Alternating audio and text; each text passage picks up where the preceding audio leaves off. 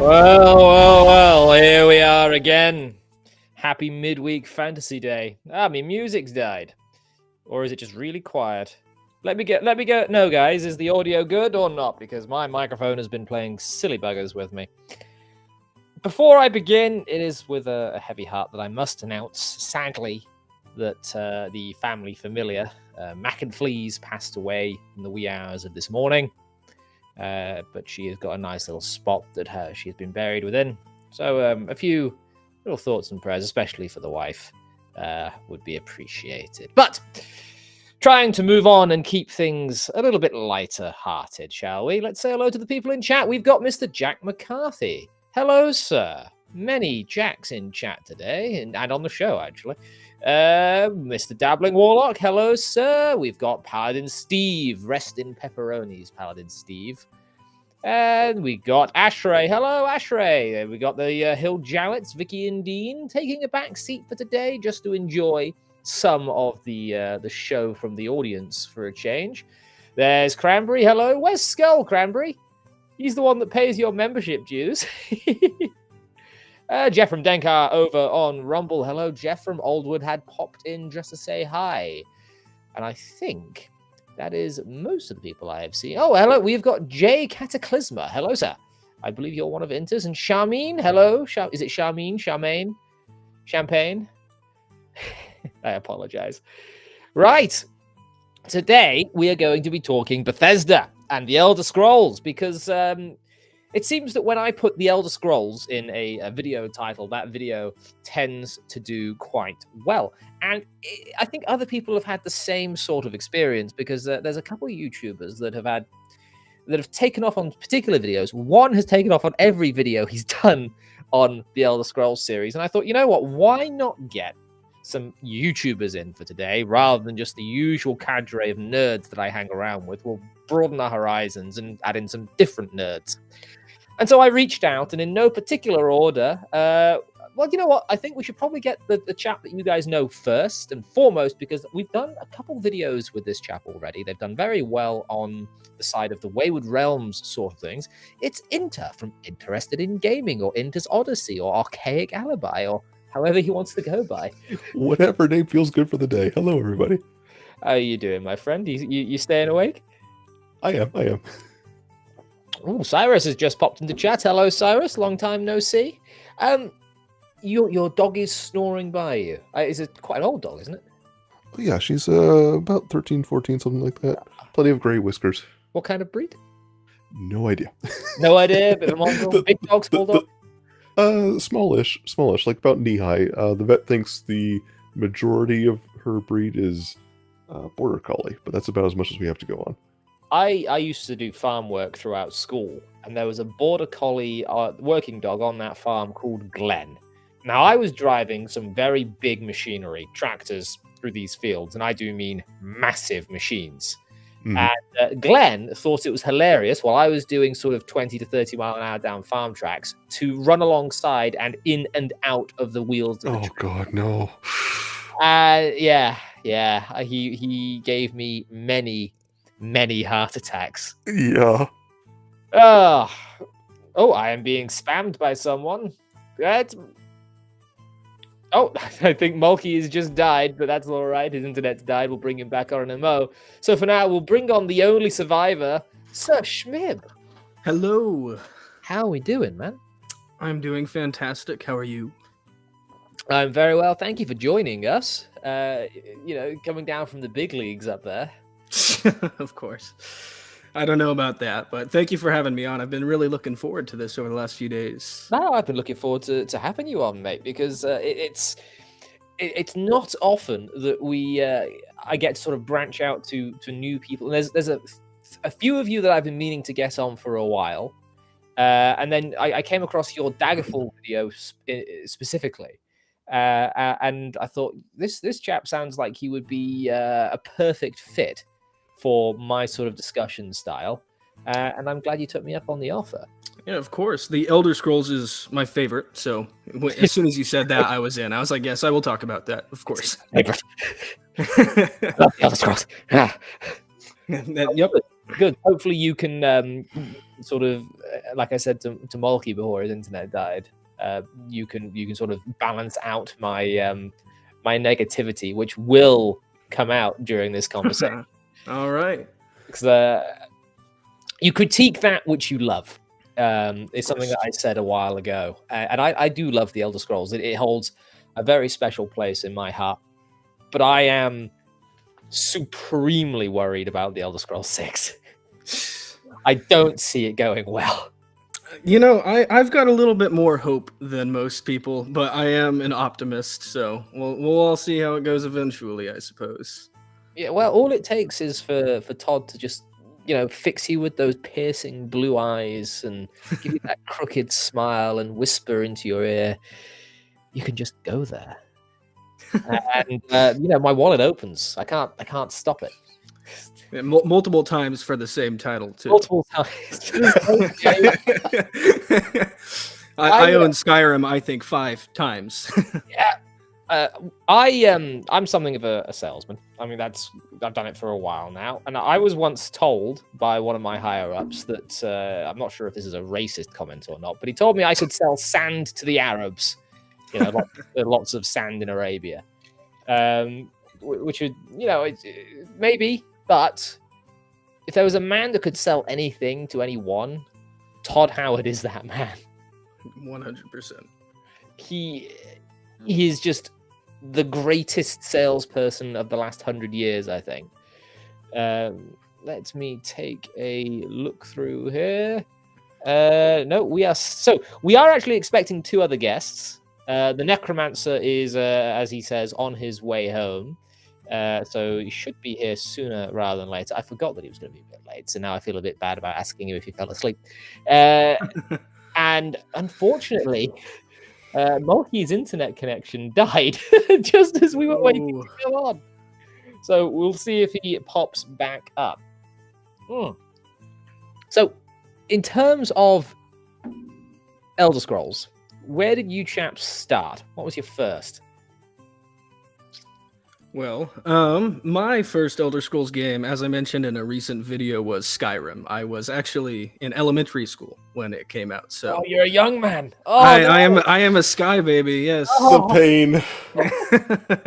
I'm so old.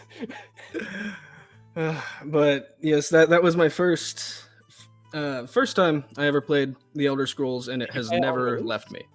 Sorry? Did you play it on release, or was it a little bit after release? I think it was actually a little after. I wouldn't have been able to play it at home due to my parents' restrictions. I had a friend show it to me, and I was mesmerized. You had one of those friends. Yes. As a young man who was also somewhat restricted in terms of what my parents would allow me to do, kudos to your parents. As a parent to be, I plan on being that sort of parent. But also, kudos to your friend for giving you what basically amounts to digital cocaine. Yes. So Skyrim was your first. Mm-hmm. What was your first play style? Because you don't really like classes, so man, it must have been. I think I really liked the idea. I was an archer. The only thing I remember about that first playthrough was cheating to get infinite Daedric arrows as a child. That was incredibly fun to me when I got those arrows. What I remember about my first playthrough of Skyrim was rather than go right to, is it River Run? Yeah, Riverwood. Riverwood. I went left and I ended up in Falkreath and ended up doing Hersine's quest immediately. Ooh. Quite the entry. So I was going around with the Saviour's Hide, and then I went back to Helgen to see if anything had changed, fell through the floor, and that save file balked entirely. So thanks, Todd. It's part of the experience. What about you, Enter? Your first Elder Scrolls game? Well, I am not a Skyrim baby. To put the timeline into perspective. Old. To put it into perspective, Morrowind came out in the year that I went into basic training. Oh. So yeah, I'm an old one. But my first actual played Elder Scrolls game was Oblivion, and I did buy that pretty newish. 2006? Yeah. Yeah? I think so. I have it written down somewhere, but I think so. 2006 is the year I started high school. Oh gosh. Or middle school, I suppose. But You're not as old as you think, then.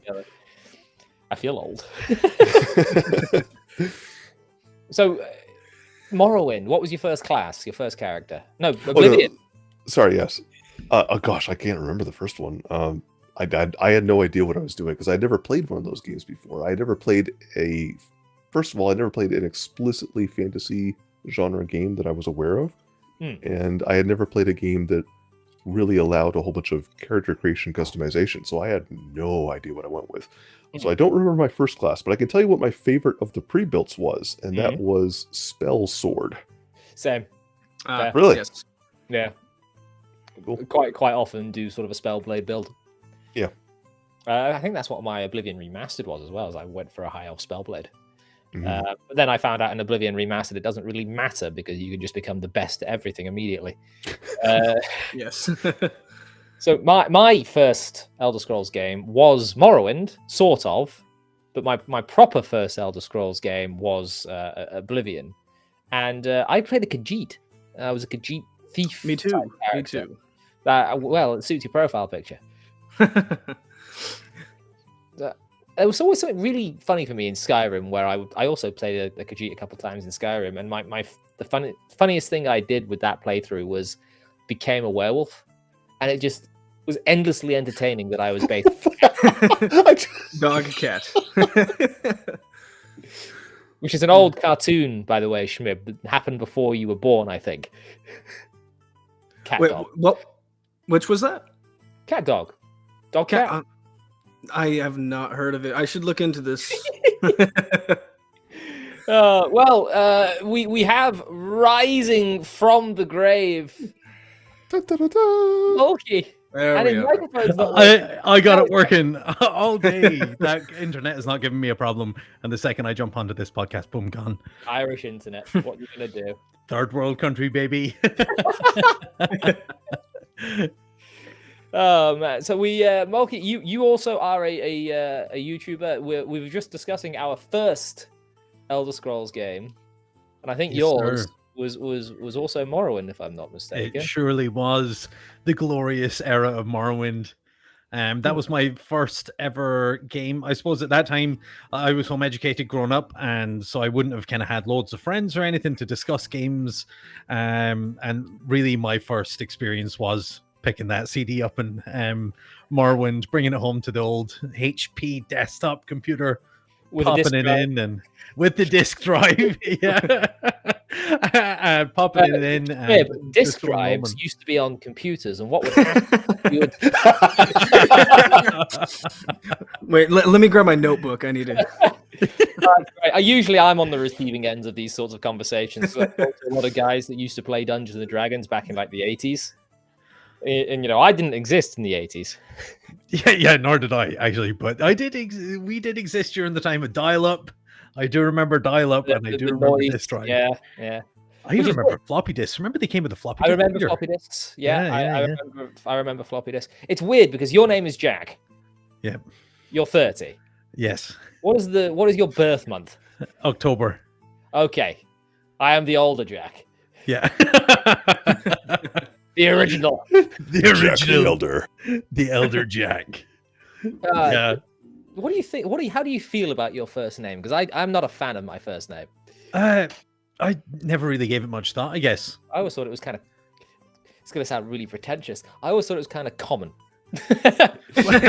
Like it's not like Horace or something, but like it's not the worst. No, it could be worse. It could be worse. Yeah, I like Jack. Jack sounds very heroic. Yeah, I'll think take it's because that. he's American. Maybe I'll take that. Okay, I'll take it. I suddenly like my name. Jack McGarvey. I am the oldest Jack. He is quite a bit older. Yeah, no. So yeah, Morrowind. What about Schmib? You guys have played Elder Scrolls, I assume, have you? Plenty. Indeed. Just to give you the quick rundown, Inter started with Oblivion. Schmib actually started with Skyrim because he's a little. Oh my God, Schmib! In it, Dean 12 years started with Arena. Look at that, we got an OG. Ooh, wow. My Dean God. Hill. By the way, if you're interested in tabletop gaming, guys, you probably want to go and subscribe to Dean's channel, Every Games. He's on the show quite a bit. You'll probably run into him at some point. Your favorite, Let me start again because I asked these guys this question. I'll ask you as well, Mulkey. What was your first character in Morrowind? Like your first run ever? Oh, definitely a Nord. Definitely. Yeah, I was obsessed with Vikings. You did say in your video that it was the Nord. Obsessed with Vikings, so had to be a Nord. I thought that was going to be the best adventurer class. I mean, like, obviously, I think, what age would I be? I think about 10 or something like that. So when you get into Morrowind and you're like I hadn't a clue. I mean, the menus are just astounding, and I had not a clue what any of it meant. I was just like, yeah, back it. The Nord, swing a sword or an axe, whatever's gonna look the coolest. So give me some glass armor. Magic, no shit. Oh. Yeah, literally. And then by the time you get to your first, what are they? I called them squibs in the video. Are they squibs? What are the little Squibs. Yeah, squibs. That's the one. Yeah. I think when I came to that and it took about 400 hits and maybe 5 attempts to kill it, I think then I kind of readjusted my strategy, but it did take a while. Plus, my mom and dad's computer at the time only had 20 megabytes RAM or something. Oh, and every time you hit that much? oh yeah, and every time I cast magic, I don't think it could render the animation, and it would crash the computer. So my experience playing Morrowind was super limited to anywhere where there wasn't that much magic. I don't know, there was these, I actually may go back and play it, but there was these temples with portals or something in them. And every single time I used to go near one of these temples, the whole computer would crash because it just wouldn't render. It would not render the magic. Speaking of magic, we have our 5th and final panel member, also a YouTuber, does a lot of streams. I think he's actually he's tempted to do another Daggerfall playthrough. It is Mr. Christopher Bingley. Hello. Hello, sir. Chris, how you getting on? Yeah, all good. A little tired from work, but ready to talk Elder Scrolls. Indeed. Well, we'll jump straight into it then, Mr. Bingley, sir. Your first Elder Scrolls game was? Morrowind. There you go. There's a second one. And your first character was? Unga Bunga Nord. Two. It's kind of necessary, isn't it? And that's what I've just done my Daggerfall playthrough as well. So Nord, to be honest, hammer and axe. But yeah, I've only really done melee characters on Daggerfall because the magic in Daggerfall scares me. It really intimidates me. Okay, I need to spell points. Yeah, if you ever want to complete the main quest, you're going to need lots of levitate potions or the levitate spell. Okay. This is sort of the elephant in the room of the Elder Scrolls games. Let's just take Skyrim for example. I'd ask for a show of hands, but everyone's really shy apart from the 2 handsome jacks. Who has actually completed the main quest of Skyrim multiple times? Me, 100%. That's a I've trick never question. even played Skyrim. Oh, Wow. Yeah, Okay. I didn't like Oblivion that much. Oh, Wow. okay, We're good. getting hot good. takes. It's Drama. hot takes. Drama, good. Someone clip this. So, okay, aside from Chris, then, Schmib, how many times have you killed Alduin? I couldn't tell you. It's well into the 100s, probably. I've God. played Skyrim an insane amount. Jesus. Inter, how many times have you killed Alduin? I'm glad you clarified Alduin because when you say main quest, that's sort of a trick question sometimes. But no, I actually getting to Alduin, the whole everything there, only once. I can't believe I'm saying that, but I've only done it once. And I really want to do it again, but I just haven't gotten that far in my characters. I keep trying to do too much stuff in the game, and I never get to Alduin. Inter, you're not alone. I too have only killed Alduin once. Yeah. Mulkey. I actually don't think I've ever completed the main quest. Wow. I'm not messing every time. I mean, I have played this game. I've 20 versions of it, but I know my brother did when we got it first with the Xbox. The way you sit in front of the TV and play. Was it a And CRT? he would have his save files and I'd have mine, and he definitely did. But I just think I was I think I did everything except the main quest line. I think that was mine. Every time I played Skyrim, it's been the same. I don't know. I don't know if I've actually ever completed the main quest in Skyrim. Oh, so bad, actually. Oh man. No, it's not entirely terrible, because I find a lot of these Elder Scrolls games, the elephant in the room is not many of us actually go for the main story. And I think one of the reasons that these games hold such a special place in so many people's hearts, especially the people that are here, is that it is simply the existence in another world for a bit. I think the main draw of this series is escapism, which, ironically enough, the philosophy of escapism sort of got left behind with the jump from Daggerfall to Morrowind. Do you guys I remember the Oblivion manual? By the way, Schmip, a manual is a physical piece of media with words printed on paper.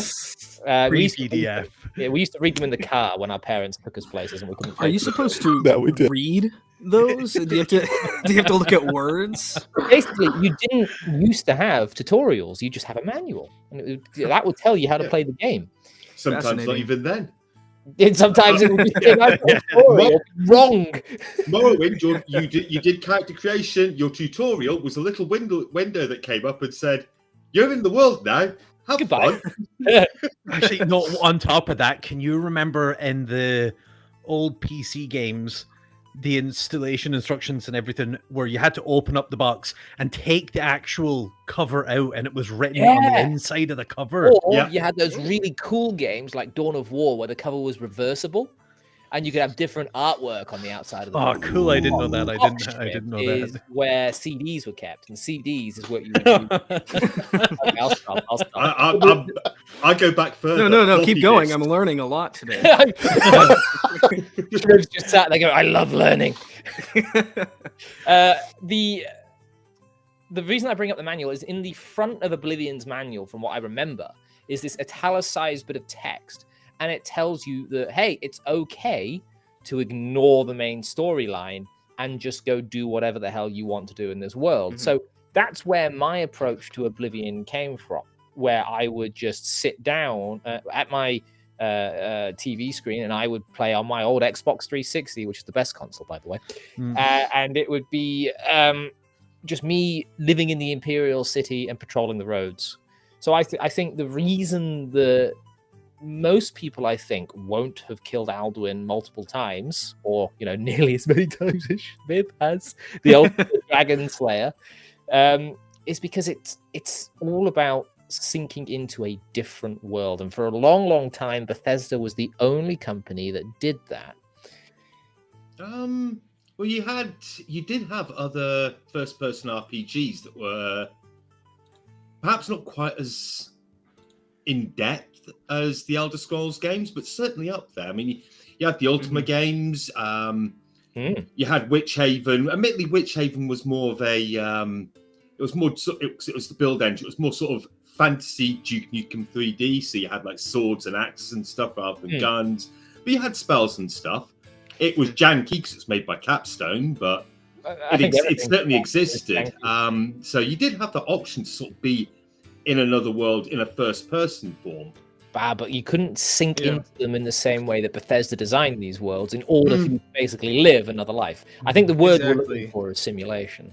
I think what really sets Bethesda games apart is the cities. When Morrowind came out and you could walk around and everyone had a name and you could talk to them. I think that's what really creates that world that you can actually feel a part of. I think the tactile nature of it as well, like picking up a fork or a knife is silly it adds so much to it. But I think they managed to find the balance between like directing you, giving you enough information to kind of base your world off of, but also they managed that like fine balance of giving you enough freedom then where you felt like you could do whatever you wanted to do and role play in the world. I think that was they managed that however the hell they did it. Like, it's not like they led you by the hand too much, and they didn't kind of leave you totally free. They just managed to absolutely slot that right on the head, I think. Like, especially in like Morrowind. I haven't played Daggerfall or Arena, but in Morrowind for sure, yeah. Well, Daggerfall, I would highly recommend going back, especially since the Unity version just makes it so approachable. You had a bit of trouble getting in Daggerfall the first time around, didn't you, Schmidt? I did. Yes, I did. I started it. I created a character. I was incredibly excited, and I couldn't kill the rat that's in the room right outside of the entrance. And I sat there. I have it in my videos sped up. I was sitting there for a while, just swinging at the rat, and it nearly killed me. And I realized I had to step back, and it took a few tries, but I ended up being able to mod it to my liking. It's funny. Inter usually brings up the rat as the first real hurdle. Rats must die. It's the rats that you have to kill for the first Fighters Guild quest in Morrowind is one where a lot of people trip up as well. Because normally you just get Stilt Strider over, don't you? So you go from city to city or town to town without fighting anything really. Yeah. You go to Cassius Custards and you go and have a chat with him. He tells you to go and join a guild. Sorry, it's from my YouTube playthrough of Morrowind. I always mispronounce his name intentionally. Cassius Custards is good, though. I like that. Forevermore, he tells you to join a guild. You go and join the Fighters Guild because you've got your dagger from the customs warehouse, your trusty iron dagger. And you go off and you go to fight some rats. You think this is going to be like Skyrim. I could stab some rats. Then you realise that you sprinted across the city, so you've got no fatigue. You've got no agility. You've got no points in small, short blades because you're a mage, and you can't hit anything. Combat in Morrowind is absolutely brutal, though. But from what I've seen of people's Daggerfall and even the Redguard playthroughs, Morrowind seemed like an improvement at the time. Morrowind did seem like an improvement, but when you look back now, Morrowind was just Jesus Christ, it's some hard, and it's something I hope the Wayward Realms don't make it that difficult. I will admit the RNG in Daggerfall and Morrowind did need tweaking a little, but I prefer them because they have it. I agree with Chris. I like the RNG, but maybe that's because I'm a tabletop guy. I'm used to dice rolls and dice telling me if I succeed or not. The issue I find with moving... There is a lot going on under the hood of Morrowind and Daggerfall, where when you strike someone, there's a lot of calculations that tell you if you hit and then how much damage you do, which you don't really get with Oblivion Skyrim. Well, they removed it for Skyrim, didn't they? Yeah. And Oblivion, yeah. Yeah. I think Oblivion has it for the damage, but not the hit roll. Oh. So the damage in Oblivion still has like a sort of a range it can be within. Oh. And then that's affected by like the weapon and strength and all the rest of it, but not for spells. I did not know that. And then Skyrim just gets rid of it completely. I think that's how it works. If someone could double check the wiki, we've got 19 people in chat that might go and do such for you. Yeah. Speaking of chat, everyone, tell me your favorite Elder Scrolls game in the chat right now. Do it now. Make the chat more active. Do it. I tell you, I would say. Oh, sorry, Schmidt. On you go. Oh, thank you. I was gonna just agree with you guys. I also am partial to the RNG of Morrowind. It adds a little bit of an element of you just never know what's going to happen. Todd. So even if you've got a great build, it can still fail you. Elder Scrolls 6 RNG. No, there is not a hope. Not a hope. I enjoy both, but I do enjoy them. That is not an Elder Scrolls game. But it was the last Fallout game to have RNG for your attack rolls. Yes, it was. Because they got rid of it for New Vegas. I've never played Fallout 3 because it doesn't run on 4 has RNG for your shooting, but it's based off of like a cone of fire bloom, kind of like modern shooters. Yeah. We've got Oblivion, we've got Skyrim, we've got Oblivion Stealth Archer, we've got Paladin Steve. You disappoint me for not playing a Paladin. We got So many people love Oblivion. Like, I know there's a big split between Oblivion and Skyrim, but Oblivion, I think maybe just because I played that in the transition between Morrowind, because I played Morrowind for that long that Skyrim was soon to come out, so I only had a small amount of time playing Oblivion. But it is amazing how many people prefer Oblivion over Skyrim. I always thought it was a bit too polished looking. Do you? Oblivion has very fun quests. They're just really interesting to do, in my opinion. The best quest in Oblivion would probably be, and I say this as someone who likes down-to-earth quests. I'm not a big fan of Daedric quests. The best quest in Oblivion is the Odil farm quest, where you have to take the two sons of, is it Valus Odil, to their farm to fight off hordes of goblins. That's your favorite quest? And if both of them survive, you get Chillrend. True. I think that is why it's still. That is cool. That is cool. But I like quest design that is very grounded. When I DM, for instance, you'll very rarely have this like bombastic fight with a god in any of my Dungeons and Dragons games. I like to keep things very grounded, very Lord of the Ringsy in terms of how gritty things are. And I do find that Oblivion, in most respects, while you do get a little bit crazy with the portals and going to actual hell, has a lot of room for just a very grounded, neutral fantasy experience, where you think genre fantasy, Cyrodiil as portrayed in the game Oblivion, not really the lore Oblivion, is what I would consider just fantasy world number 11 or so. Probably why I feel so comfortable there. I think my favorite quest line was the Sheogorath one, with the tricking a town into thinking the end times are there. Yeah, that is quite clever. But then I just think he's a fantastic character. He's my favorite character of any of them. I love him. I think he's overdone. Do you? Like, no, I love his his I don't know, his flamboyant personality. Have you guys seen that character breakdown of Sheogorath floating around on YouTube, where he is now just a funny cheese man rather than the insanity? Yes. That's kind of the trend of the series as a whole. You know, you can get really deep into the more grotesque, almost macabre aspects of these characters and quests, but they end up just doing what sells the most. So even though insanity could be something truly scary or insane, it ends up just being cheese for everyone, which is enjoyable. I do like cheese.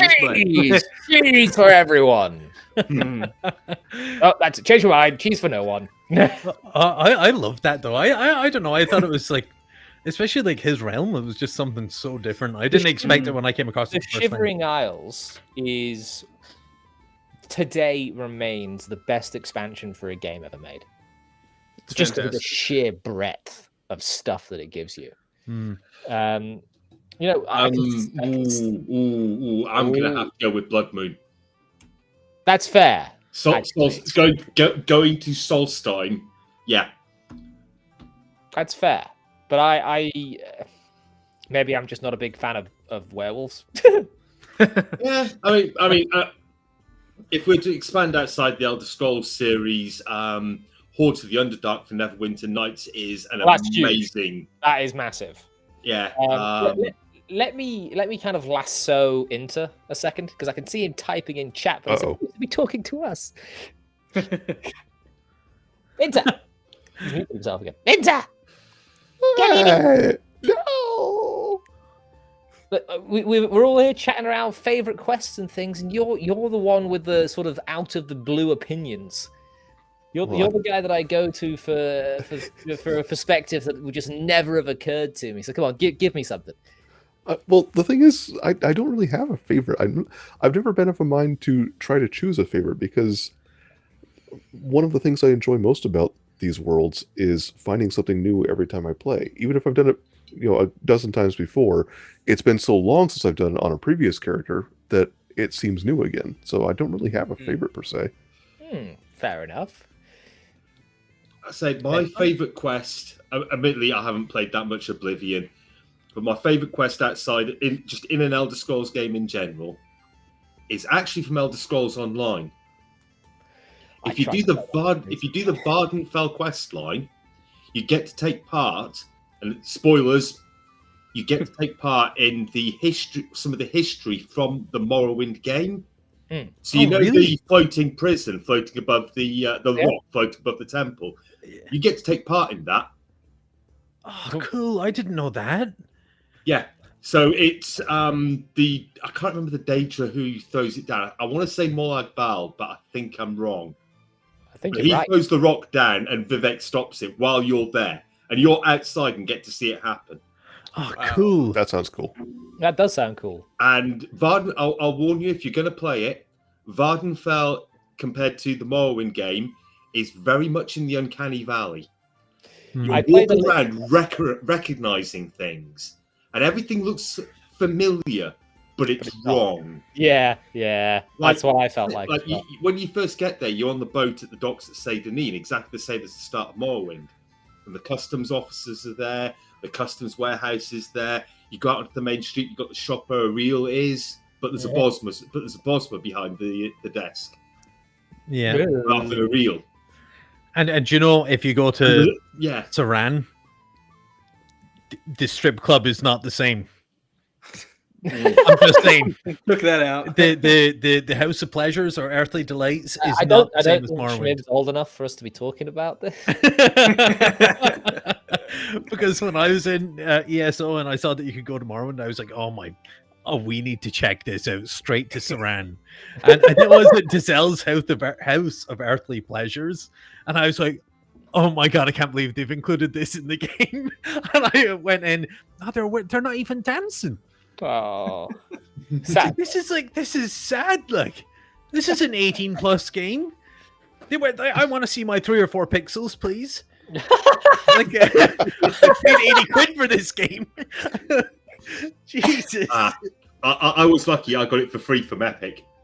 Oh, look, you installed Epic. Then again, I installed Epic once and made that. I've got it simply because they keep giving me free games. Fair. Yeah.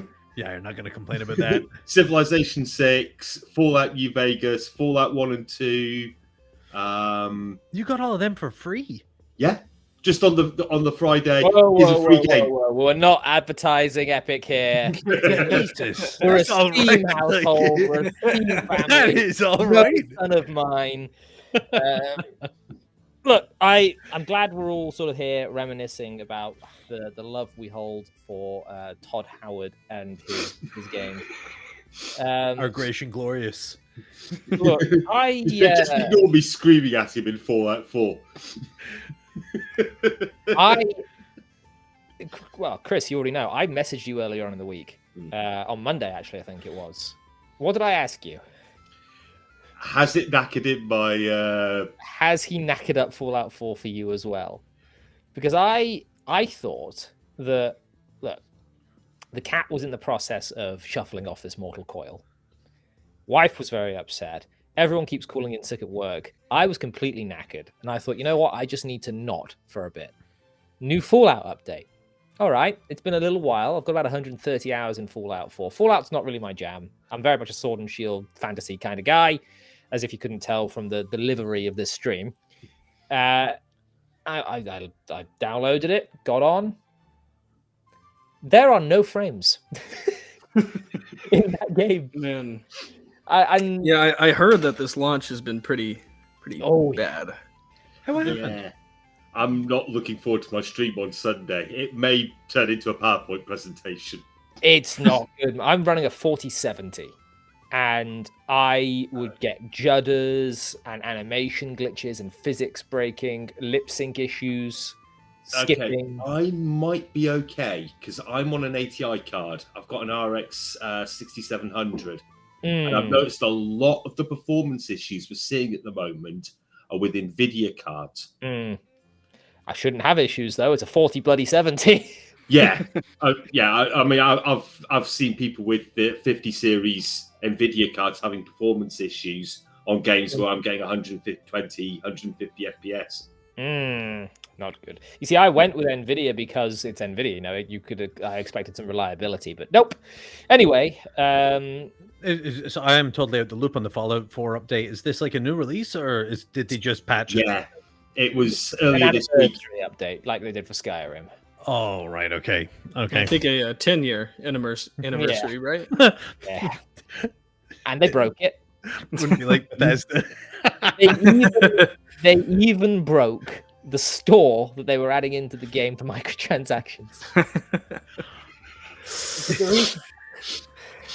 You have to think about it though, right? When was the last time you prayed to Todd Howard? Like, he will only bless his disciples if we do pray. Like, you know what I mean? Like, this is our fault. You know what I mean? That's all I'm saying. Mea culpa, Todd. Elder Scrolls 6. Yeah. I'm going to start with Inter because Inter's being a real shy boy, but he's really intelligent, and I want to bring out the best in him. Don't say that. Don't tell me what to do. Inter, we've talked a lot about an upcoming game, The Wayward Realms. It's sort of how we get together when new stuff drops. Oh, sorry, what was this? What? What was that? We talk a lot about The Wayward Realms together. Yeah, what is that? Exactly. Who knows? And let's now talk about another game that is coming down the pipeline at some point, maybe possibly this millennium. How do you feel about the Elder Scrolls 6? Are you hopeful? Are you that word from our first video together, trepidatious? Okay. I have two minds on this. If you take the Elder Scrolls 6 as a game, just a game, not something that's been made by anybody, just this beautiful idea that exists in our minds, I am super stoked about the Elder Scrolls 6. The minute I think about who's making it, yeah. What? Why would you feel that way? Nothing to do with decades worth of reputation. All right. Well, yeah, that's a fair thing to say. What about you, Chris? Elder Scrolls 6. How's it got you feeling? Well, in my opinion, the Elder Scrolls games seem to be getting more simplified over time.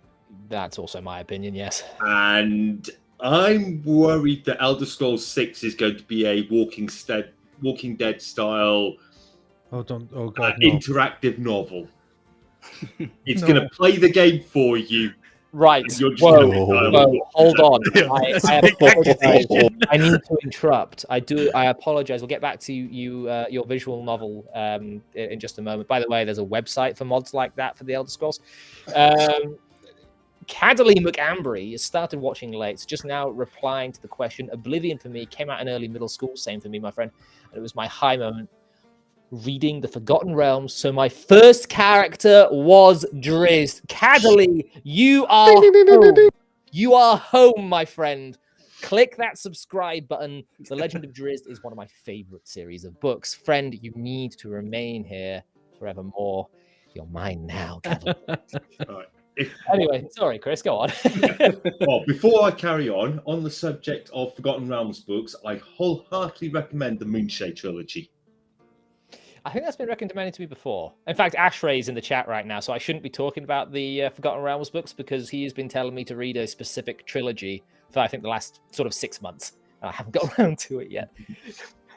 But yeah, I'm expecting Elder Scrolls 6 to be a lot more simplified, and I get why they're doing it. With the PS3, Xbox 360 era, gaming went mainstream, and it's opened up to a wider audience, and you want more people to be able to play your game. Having complex mechanics for attacking and magic and defense and all the rest of it, like you have in Daggerfall and Morrowind, simply isn't going to sell to the masses. Very true. So there's more of a beat 'em up with dialogue options like Skyrim. You have more copies, more people's homes, and I get why they're doing it, and I understand it, and I accept it. It's perfectly fine. It's a good business maneuver. But I want a Morrowind. Yeah, yeah, I understand. I want Morrowind with prettier graphics and a different setting. There's a video by Sir Schmib you might want to go and watch. Inter, what did you chime in with there?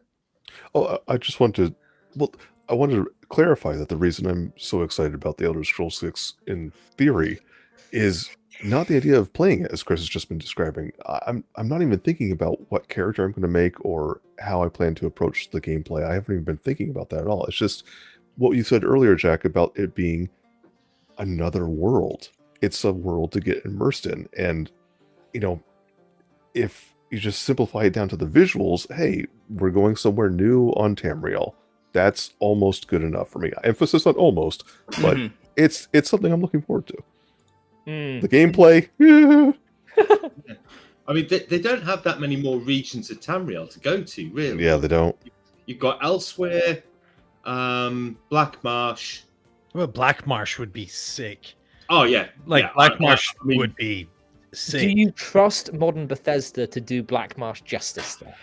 I don't trust anyone to do Black Marsh justice. The lore of Black Marsh is insane. Yeah, So was the lore of Cyrodiil. Slept on. It is slept on. True. Exactly. In fact, you know what? We'll go to Sir Schmib. What your Elder Scrolls 6? You are the smooth brain Skyrim baby. All right. So I think that I actually probably have the most unpopular opinion in the world with my Elder Scrolls 6 opinion, because I do have high hopes for it. I personally see a lot of criticism in Starfield. But I like it. I do enjoy the gameplay. Starfield before we came on. Oh, good. Yeah. I think that if you look at it from a role play perspective, Starfield was a better role play game than Skyrim. If you can make a character with backstory, and that backstory you can actually choose as traits that will come up in conversations, the way that people treat you, etc. And while the gameplay might be simplifying for the reason Chris brought up, it does need to appeal to that modern audience. Starfield, if it was a handcrafted world, in my opinion, did have a upper hand on Skyrim when it comes to roleplay, which is what I play these games for. Oh, interesting. I don't think I understand why people think the handcrafted worlds of Bethesda is what makes them special, but I don't think that's actually all that much the issue. But we'll get back to that in a few. Carry on. I think that was just about it. I think that Bethesda has learned their lesson, and more importantly, I actually said this exact thing I'm saying right now in a video earlier. Learned their lesson, okay. I think that the people funding Bethesda don't want to lose any more money. And I think that they're probably smart enough to push things in the right direction, because I think if they had one more flop, they won't get much more money out of Bethesda ever again. And that's just kind of where my head is, and I know I'm an optimist about it, but I do think that they'll recognize that and say, we need to do this right. And I don't know, I'm hoping that it'll be good. And I think that given the fact that if they mess it up, they will lose a lot more money than they did this time, I think that's enough to kind of put a fire on their heels and make sure they head the right direction. Well, Sir Schmib, do you think they can do the next game well with the current engine they're using, the Creation Engine 2? Or do you think that it's worth the risk of possibly failing at building a new engine, but at least having something that is contemporary? I don't know enough about engines to answer that perfectly. I do know that for Starfield, part of the reason it took so long to develop is they were working on that engine. So either way, I doubt that they'd abandon it. I think that they'd have to recognize they wasted way too much money developing it to give it up after just one game. On the topic of engines, though, like, I think when you saw Oblivion Remastered come out and it was using the Unreal Engine, I think this could be part of the problem as to why we're waiting such a huge length of time for Elder Scrolls 6 to come out, is because they may just be trying to traverse over to the likes of Unreal. I don't know if they'll. I don't know. They have said they're using Creation Engine 2 for the Elder Scrolls 6. Oh, have they actually? Because I know I saw that's confirmed. Yeah. I mean, I don't know. I don't know if that's a good thing or a bad thing. The one upside of using the in-house engine is that it's going to have the jankiness that everyone knows and loves. Yes. Yeah. We'll already know all the You're console going commands. you're going to get all those glitches we've seen in Fallout 3, New Vegas, Morrowind, Oblivion. We're going to get them all again. Yeah. In a new setting with prettier graphics and better textures and all the rest of it. And I do think that's going to pull a lot of the Bethesda fanboys, which I count myself one of. It's going to pull us back in. Yeah, it's definitely a big appeal. And actually, like, I'm just looking at the chat there, and I think movie guy John is mentioned about the loading screens, and I know this is such a hot topic on everywhere about video games. You know, they're saying about like, oh, how come it's 2025 and we still have loading screens? That's actually not something that bothers me. It did bother me in the Starfield, because even to get to the menu, like, there was loading screens nearly within the menu, which is a bit OTT. But like, I think if you're entering a building or you're entering a dungeon or something, for me, I personally don't have a problem with loading screens. But I know loads of people are like, no, I just want this. If it's open world, I want to be able to walk into that dungeon. But I think that would change the whole feeling of the game. It would. It wouldn't be possible with their physics system, right? Like having every item actually in the world that you can touch and move around. You couldn't have a game without loading screens with that. And I'd prefer that than no loading screens. Another thing that loading screens sort of give you an opportunity to do is when you section off cells, it makes modding so much easier. Yeah, and that is one of the reasons that these games have lived so long, is because the community gloms onto them, basically does Bethesda's job for them. I think, again, loading screens, not an issue here either. Yeah, I mean, the loading screens in Fallout 4 are they're a bit long-winded in places. Let's see if you can get the game to run. They weren't that bad in like Morrowind, Fallout 3, Fallout New Vegas, and from what I remember, in Oblivion's is quite snappy. Yeah, it's a few seconds. You get a little splash screen come up, and then you're into the next area.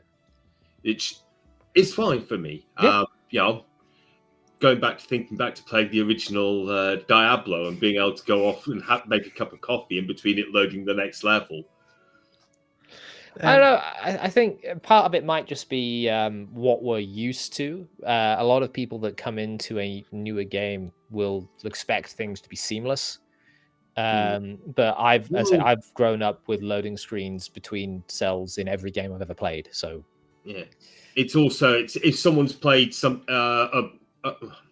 someone's played Morrowind using the OpenMW mod, then yes, there's loading screens, but they go past so fast. The OpenMW mod is the only way to play it now. Yeah. Let me just quickly get Mulkey's opinion on how he feels about Elder Scrolls 6 coming down the pipeline, optimistic or no, and then I will...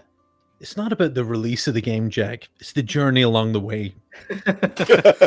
Usually journeys have more than one landmark at the beginning. Like, I don't know what more we can expect. We had a brief trailer 7 years ago or something, and brief. Yeah, to be honest with you, I think it should nearly be a case study, the Elder Scrolls 6, whatever way it's going to turn out. Because, regards to the game, I hope to God it's not going to be a Red Guard game, because I hate deserts. I hate desert games. Oof. Like, I wish it was Black Marsh or something more visually appealing. More than than a sand, desert. please. Like, because even in the Elder Scrolls, it's just, what is it? They like your desert, and you're just like, this is so fucking boring. Oh my God, it's just sand and some temples. Like, it's grand, but aren't just desert though. Hammerfell does have some rainforest. Like, not only that, the Iliac Bay. Honestly, I think if they wanted to really impress me, they would just do the Iliac Bay again. Like, I agree. I think that'd be great. I just think I have this awful fear that we're gonna get massive deserts, and I don't know. There's no mystery in a desert. Like, I know there are temples and stuff, and you could probably make it more dungeon orientated. One But sand dune, like, you see the thousand sort of thing. yeah, like there's no like the Mhm. benefit of trees and forests and stuff means that you can obscure paths, you can obscure places. You slap a desert, like if I leave one village, I go to one high dune and look 20 miles away and I can see the second village. Yeah. I just don't think if you look at any popular game series, the most popular ones are set in predominantly more Nordic mountainous forest regions. Like if you think of The Witcher, heavily forested, God of War, Dragon Age, like these are all kind of more Nordic-ish environments because they're mysterious environments naturally. Grand as well. They are, yeah. And if they did Black Marsh, like, let's be honest, that would be fucking sick. Big massive rainforest, awesome plants, and you could make it really mysterious and awesome. I don't think they're going to do that because it does seem like it is going to be a red card game. But I just I'm and the second worry, I suppose, is like the Elder Scrolls Online is grand. It's a good game. Played loads of it, but I think the visual style, I think the gameplay style and all that, I just don't know. Like, we've so many mixed iterations of current releases of Bethesda games that at the minute you actually can't say, oh, Bethesda has this style. Like, we've Fallout 4, we've Skyrim, we've the Elder Scrolls Online, we've Fallout 76, we've Starfield, we've Oblivion Remastered, and none of those games look the same. Like, even though some of them are from the same franchises, like, there is not, like, Borderlands 1, 2, and what are they on the third? They all look the same. Better graphics visually, but certainly the very same visual style. But at the minute, the Elder Scrolls has like 5 different visual styles. And I don't know where they're going to hammer it into. What you're touching on is actually all on display in Starfield, because if when you're playing that game, and I like Starfield, when you're playing that game, there's no real one, because they said NASA punk, right? It is not NASA punk. You get one ship at the start that is NASA punk. And the rest of it, you got the UC, which is sort of like a Stargate, Star Trek style thing. Then you've got cowboys in space with mud huts. So there's no real design ubiquitousness. There's no quintessential Starfield. It sort of feels like several different games stitched together to me. Yeah. But everyone already knows that I am worried about the Elder Scrolls 6 for various reasons. It's one of my more popular videos. So I actually want to, for the last sort of like 30 minutes or so here, is sort of bring up this idea that I don't think handcrafted worlds is why Bethesda is as beloved as they are. I think procedural generation is actually where the future is for Bethesda, if they play their cards right anyway. And the reason Starfield's proc gen didn't work very well is because they didn't actually commit to any proc gen at all. They proc gen some planets, and then they tried to put handcrafted locations, of which they had about 5, onto these planets over and over and over again. That was the issue. I think the real issue with Starfield was the fact that these handcrafted sections were just kind of plonked without context into a procedurally generated area, when really what should have been done was a procedurally generated location within the same code so that it actually made sense. Rather than I came across, as I was playing Starfield just before I came on, I came across a botanist's lab in this rainforest, which was cool, but there was not actually anything there. Just some aliens which don't really work well in the engine, and some big trees. Someone in chat earlier on, I think it might have been Damien, said that in the Temple of Kinnereth in Whiterun, in this handcrafted world, there are boulders clipping through things. And that's just Bethesda Jack for you. But I think it sort of says to it that, yeah, handcrafting is fine, but it's sort of given a really big... I think we look at it through rose-tinted goggles a little bit. Proc gen as well. I think, though, the only issue is with Starfield, like, it was like the idea of procedural generation is fantastic, and the volume that you can do that to, and given the parameters, like, it really isn't as complicated as people assume it is. It is, like, especially in game design, it's pretty straightforward. It's awesome. I think the big problem with Starfield, though, was just the lack of handwritten dialogue quest. The weird thing people- about Starfield is, you know, I've got over 100 hours in it now. I'm level 51, 52. And the weird thing about Starfield is when you get to the handcrafted content in Shattered Space, which is, everyone always says Bethesda's handcrafted content is the best, and yet everyone hated their most recent handcrafted content, which was Shattered Space. No one played it. I played through it. I did a few days ago, actually, I completed that DLC because I finally decided, you know what, I'm going to sit down and play this thing because I paid for it. The quest line throughout that, the achievements you get, 2% of people have them. They're rare achievements. This is their latest handcrafted stuff. Bethesda's writing isn't all that good. It never was. Yeah. But it was the variety. I think the variety, like when you look in Morrowind, like there was so much. I mean, there was fucking fields of dialogue, fields of it. And then even Oblivion, it was funny. It was humorous. There were some great characters and personalities, and the voice acting was a beautiful addition. And then when you come to Skyrim, it was definitely tobered down a little bit. Not awful. And I think maybe the AI, like the actual combat or your NPC AI was hilarious. You know, Lydia going missing your wife, never coming home. This sort of crack was hilarious. And then about 40 hours later, she'd be behind you all of a sudden. Like, where the hell have you? Like, that's funny. That shit's funny. But I just felt in Starfield, like, because I remember I took the day off and everything. I pre-ordered it. I took the day week off. I was like, man. I sat in my underwear in the bed and I was like, whoa, I can't wait for this. I built this computer to play Starfield. Good Lord. I had it on the Xbox. I had it on the Xbox Pass. But it was just so, like, just so barren. Like, there was, like, the NPCs all just felt like unfinished player character, like NPCs, you know? Technically, Starfield has the most content that is handwritten.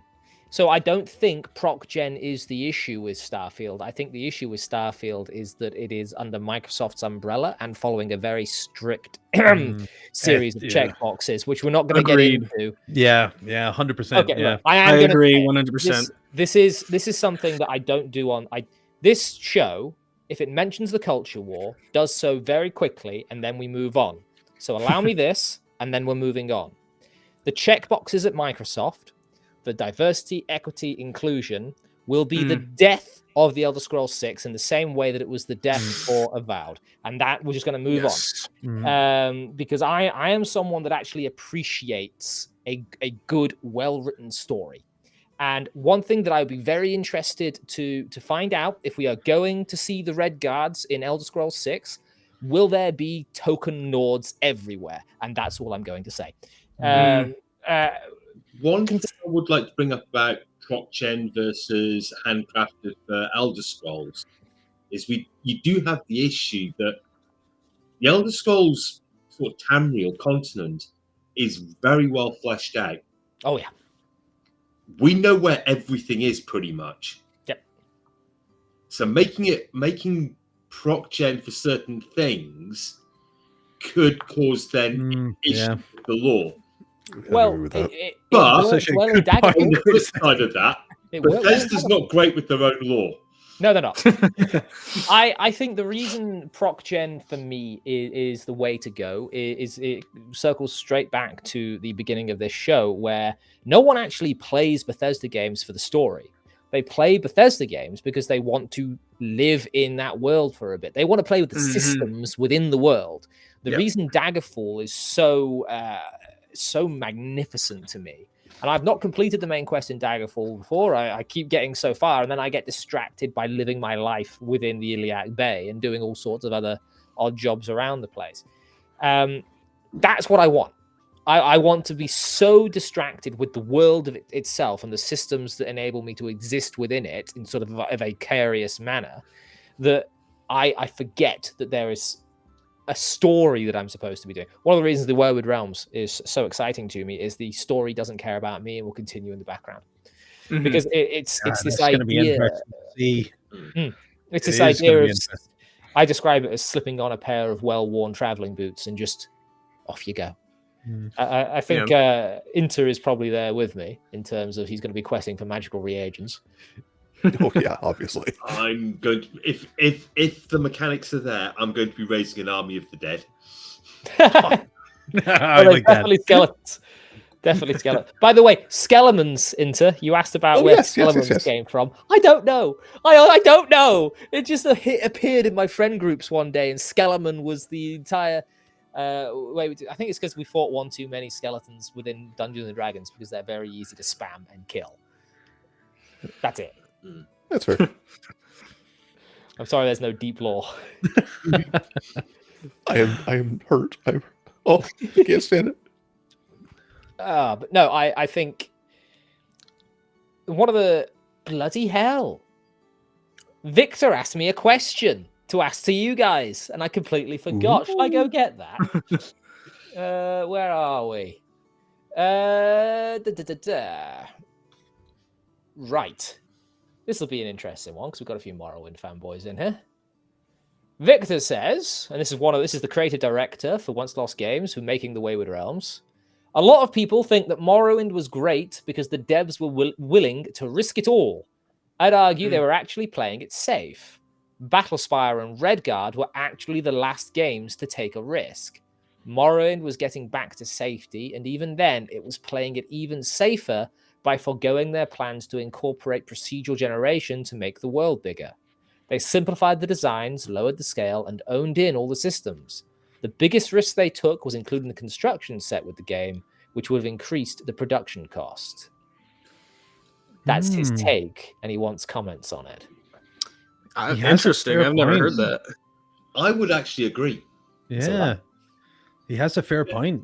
Yeah, I like Morrowind because not just because it's the first game I've played, but because when you get in there,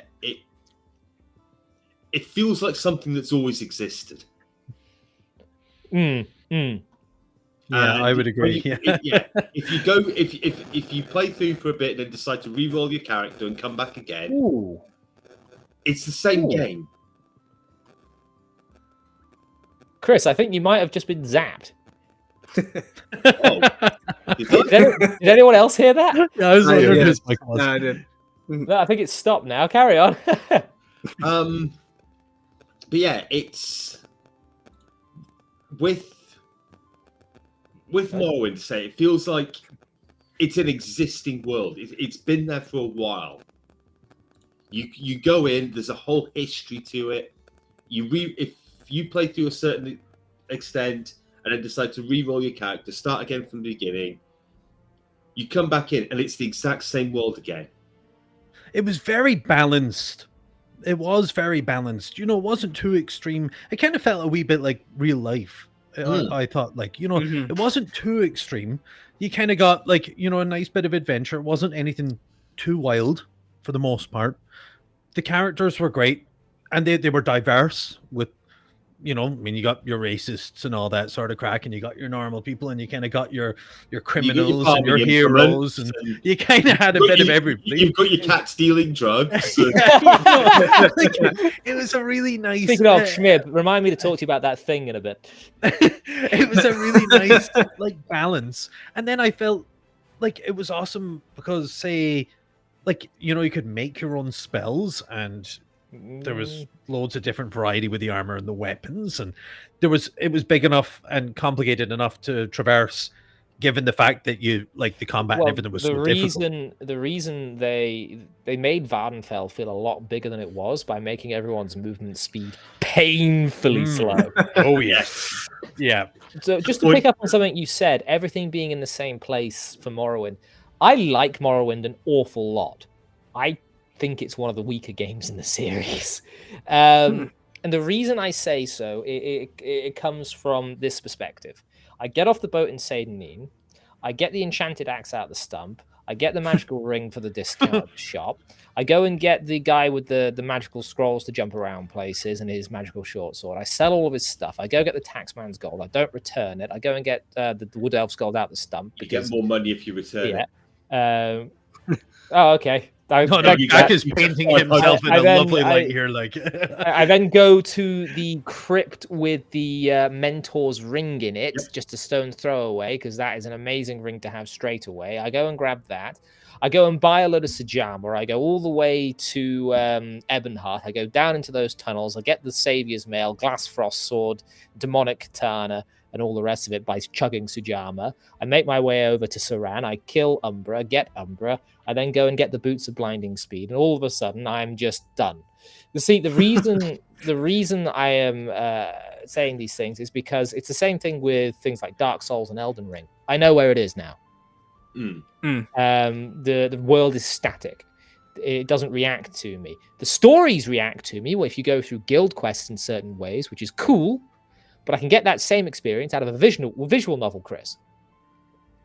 So it's I like Morrowind an awful lot, but I cannot immerse myself in it, because to me, when I play Morrowind, I am playing a video game. When I play Oblivion, I'm living in Cyrodiil.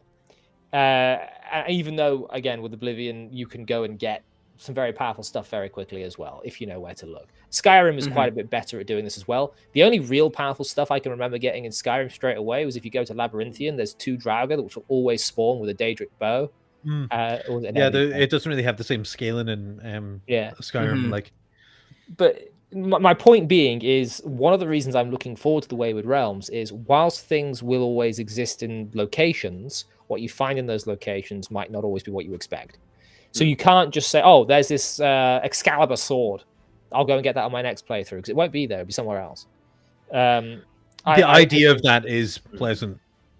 I think it's really important for, and one of the reasons I like Daggerfall over Morrowind is Daggerfall's world changes just enough from playthrough to playthrough that I can't just go and grab everything straight away, and I ban myself from starting with the Ebony Dagger. It's so funny though, like, because you're obviously you play a lot of D&D and stuff, so you're well versed in big complex scenarios and probably in complex games like Daggerfall. Give me a lot of credit, Morrowind, but I find it hilarious because, like, oh my god, maybe it's maybe I'm autistic as fuck or something, but like I'm autistic. I would just like run into, like, I remember seeing the guy that fell from the heavens in Morrowind, and I was like, and I picked up the scrolls and I jumped and died.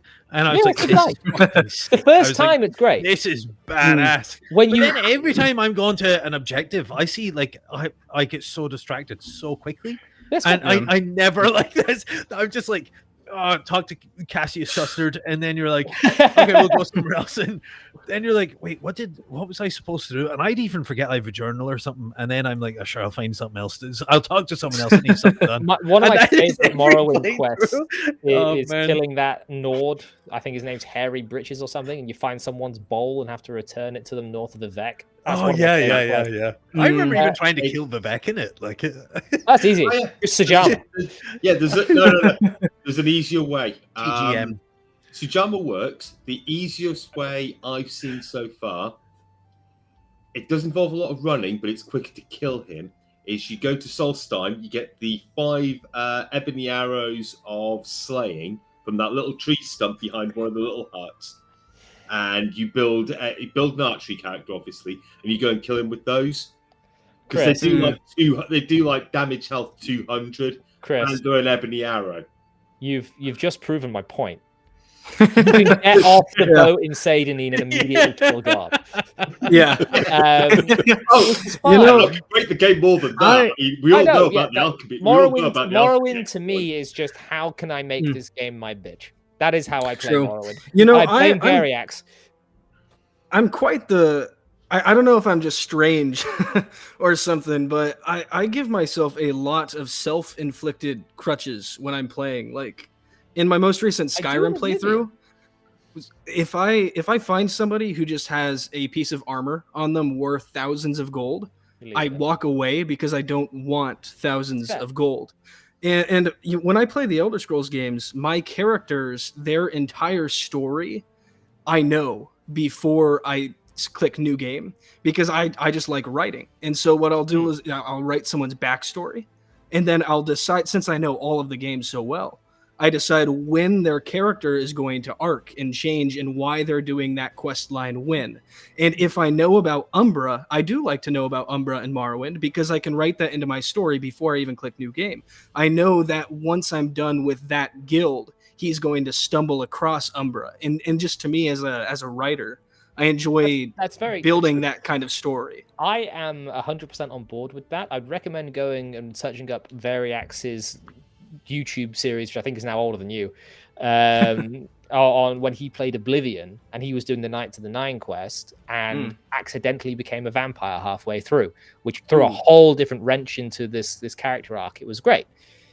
Look, I saw Inter unmute for a second about 10 minutes ago, so I want to see what he was going to say. Oh, well, I'm sorry, this is going to regress pretty much. Go for it. Really quickly say, Sir Schmib, I do the same thing with a lot of my characters as well. Not quite to the degree that you do, but I do set up a lot of limitations before I even begin the character. But I wanted to go back 10 minutes ago to answer Victor's question. Because having never played Morrowind myself, I thought I might give an alternate perspective on this. Victor was saying that he thinks they played it safe with all the things that they have in the game.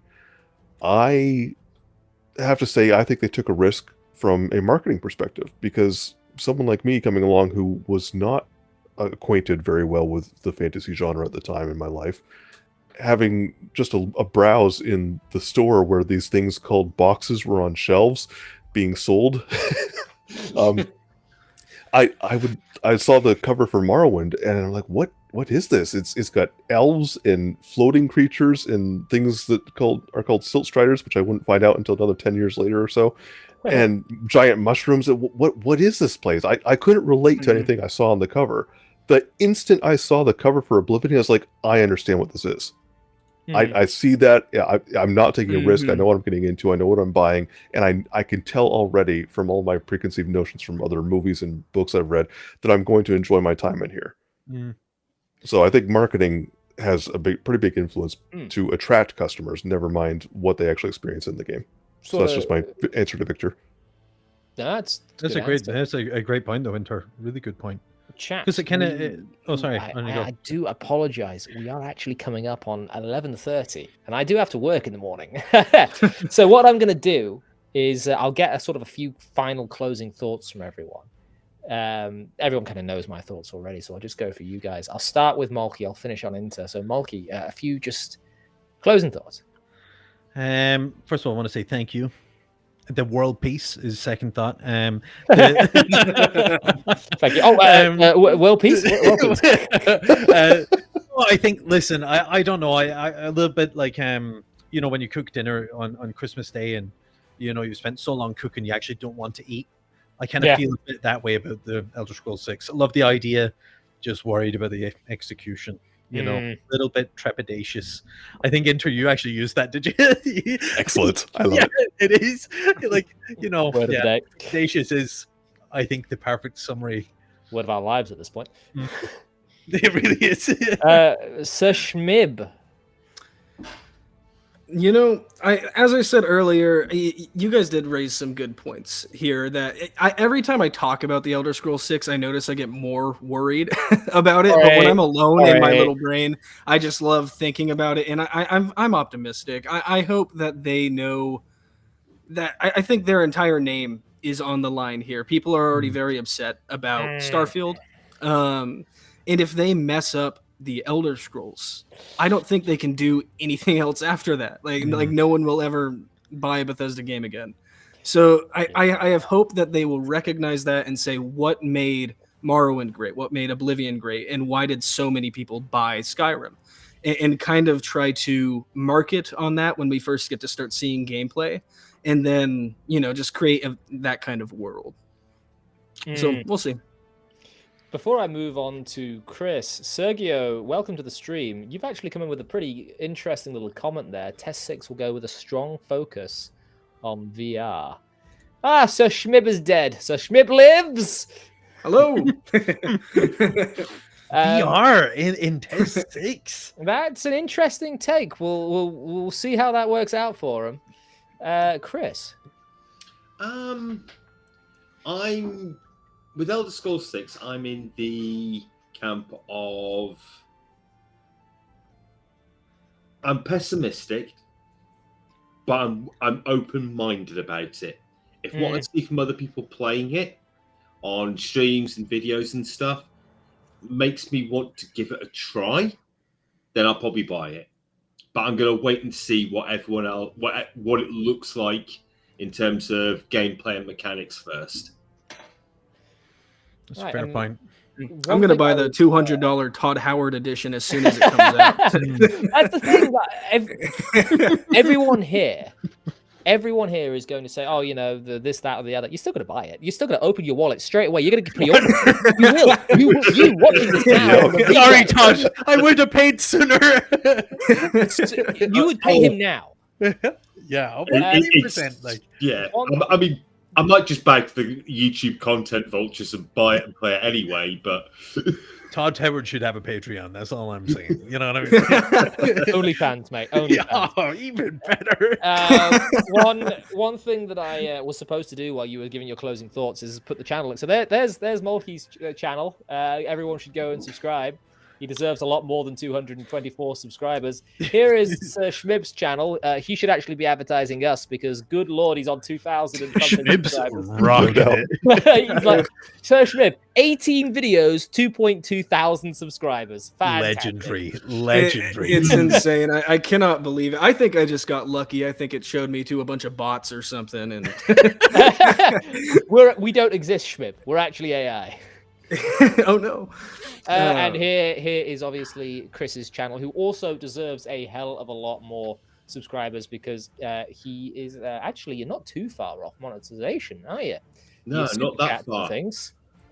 I haven't really been focusing on it, except I kind of more focused in on trying to expand the channel sort of start of June when I came back to streaming. Up until then, really, it was just kind of a hobby, just a way to force myself to play through my catalog. Yeah.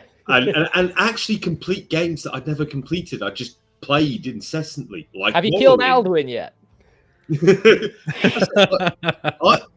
I played Morrowind from launch, and I only completed the main quest 2 years ago. I don't play. Bloody hell! I've never killed Dagoth there. Oh man, you've got to. The finale of Morrowind is amazing. Stuff. Yeah, it's. I mean, you can watch videos of it, but it's a great final boss fight. Yeah, if you're into reading and just the deep lore side of things, when you finally meet Vivek and you talk to him for 45 minutes, and he gives you 3 books to read after talking to him about Dagoth Earth. I was a voracious reader when I was a young man, like yourself. This is the Elenium by David Eddings. I recommend this one. But the issue with me reading now is I'm an old man. And I sit down, I get my book, and I start reading, and then it happens every time. Speaking of old men, Inter. Yes, hello. Everyone should also go subscribe to Inter. I'll put him in chat there. But your thoughts, my friend. Oh, right. Final thoughts on Elder Scrolls. I think one of my favorite sort of spine-tingly moments from this lovely little stream we've had was when all 5 of us were here and we had all finished sharing our different Elder Scrolls games that we've played. Every one of us has a different background. And the Elder Scrolls is a series of games. And every single one has been pretty different from the others. They're all built by the same people, or the same company, I should say. And I think what Bethesda needs to take away for the Elder Scrolls 6 is remembering that we want something new in the Elder Scrolls 6, but we want to feel like we're coming home to a series. And if they can find that balance, I think they're going to have something magical on their hands, regardless of whatever happens to it. This is why Inter deserves subscribers and watch time, because he sits there with this erudite opinion. He doesn't. I'm going to have to start bullying him to interrupt me more, so that he can so that he can talk over me, because he's a lot more intelligent than I am. That's dangerous waters, especially for the 2 of us AI. Just to close out, thank you all very much for Sharky's in the chat. Just as I'm saying goodbye, hi Sharky. Sharky, you should go and subscribe to these fine gentlemen. The issue with the Elder Scrolls for me is I think that it has lost sight somewhat of the philosophies that began it, and those philosophies actually have their roots in tabletop role-playing games. Tabletop role-playing games are the only way really to role-play, in my opinion, because whilst it's very easy to sit down and write a story, I've written many. That's all, folks. Sir Schmid writes for his characters, as we all do to certain extents. But when you actually have a game master taking note of your decisions and the way you interact with the world, you suddenly have the most powerful computer in the world giving you outcomes that you couldn't expect otherwise. And so, I think it might be a really fun little idea to take a couple of these guys, perhaps, and shove them into a Dungeons and Dragons one-shot. Because I had a little chat with the Brass Drake. I don't know if you guys have seen him on my streams and videos. And one thing that would be quite interesting would be to run a bit of a West Marches style campaign, which for the uninitiated is you have a particular base of operations, a quest board, and players sign up for quests and go on out that way. It's a good way of having lots of players operating in the same world and having cascading consequences between different characters. I'd be interested to try that, especially with content creators that perhaps aren't so familiar with the tabletop. So if you guys are interested in that, do hit me up. I think that might be something to think about. Oh, 1,000,000%.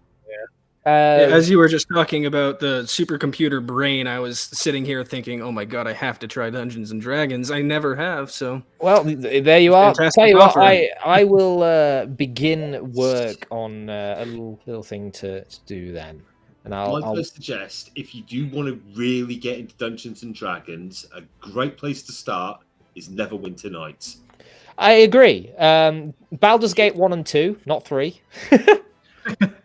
It's also great. Icewind Dale, very good. I'm playing through Neverwinter Nights 2 at the moment, which I'm having fun with. Baldur's Gate 1 and 2. Haven't played Baldur's Gate 3 yet. I'm going to do it for the content vultures. Baldur's Gate 3, I could talk an awful lot about because I have negative opinions of Baldur's Gate 3. Jack, you need more positivity, brother. You need to come out that British rain and get a bit of sun, hit a sunbed or something. You know what I mean? The last time we left our island, your island didn't do so well. So perhaps we should stay here. Whenever England takes a holiday, people don't like it. I don't know, guys. You critique that which you love. Even with the Legend of Drizzt and things. I love The Lord of the Rings. I have a lot of criticism for the way in which Tolkien does certain bits, despite the fact that I think he is the master of the craft. I think if you're going to appreciate something truly, you need to appreciate it for its flaws as well as its positive traits. And I think a lot of the time, and this is something that Sir Schmid manages to avoid brilliantly in his essays, a lot of the time YouTube critiques just devolve into giving the audience an opinion to beat a developer over the head with. I hate it. But I dislike it a lot. There is a very big difference between tearing something down and assessing why it's not hitting a mark. And I think one of the reasons that Starfield has done so poorly is because we live in the YouTube criticism age. And I think there's a lot of criticism for Starfield, which is very well warranted, but nothing is really constructive. Because you've got to get them funny ha-ha clicks in because people's attention spans are completely and utterly shot. I see the analytics. I know that you're not actually here right now because you've already clicked off the video. But anyway, before... Oh, go ahead. Actually, I just wanted to add to that really quick. I posted a video today I missed it. about Elden Ring and what Bethesda could learn from that game. And I don't want to, like, obviously it's time to go here, so I'll be short. But in that video, I was just talking about, I mentioned that I don't think the combat should be translated to Elder Scrolls. And I put all of this information in it about what shouldn't be learned from Elden Ring, but what should be. And my first 2 comments within 10 minutes, or 3 actually, was one person telling me I'm wrong because the combat's bad, and then 2 people saying that Bethesda won't learn. And so what I learned was that I would have gotten more clicks if I was more insulting to Bethesda, and also that one person didn't watch the video. and that's just the way things are right now. Welcome to YouTube. Yeah. Yep. The main issue with this is that people don't click on things unless it's negative, and this is something I was actually discussing with the Wayward Realms guys, and about their marketing. I'm quite sad about some of the response my IIG podcast has gotten, but I don't want to make this stream go longer. But yeah, the same sort of thing. I've been very critical, heavily negatively critical about the Wayward Realms, and it's drawn in all the wrong kind of audience. It's not the messaging I wanted to put out. No, it's criticism to me has to be constructive. That being said, there's a little thing that I was throwing together, and I was going to upload it, but my microphone decided to make it sound like I was underwater. There's just a little thing that I was working on.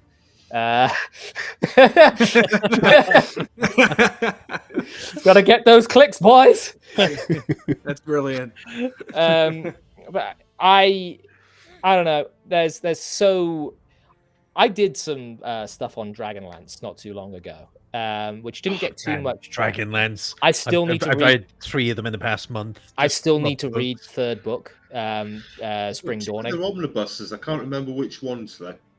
I haven't read Spring Dawning yet because I am still heartbroken over the end of Winter's Night? Autumn Twilight, Winter's Night, Spring Dawning. I think that's the Chronicles. But yeah, I'm not going to spoil it, but my heart is broken. I'm reading the Chronicles at the minute. Yeah. The second book is... My heart is broken. Anyway, on that, now that Mulkey knows that he is going to have to seriously consider the noose after he finishes the second book of that trilogy. Guys, thank you very much for joining. If you have not yet already, chat, do like the stream and go and subscribe to the chaps. I've already linked them in the chat there. Thanks a lot, boys.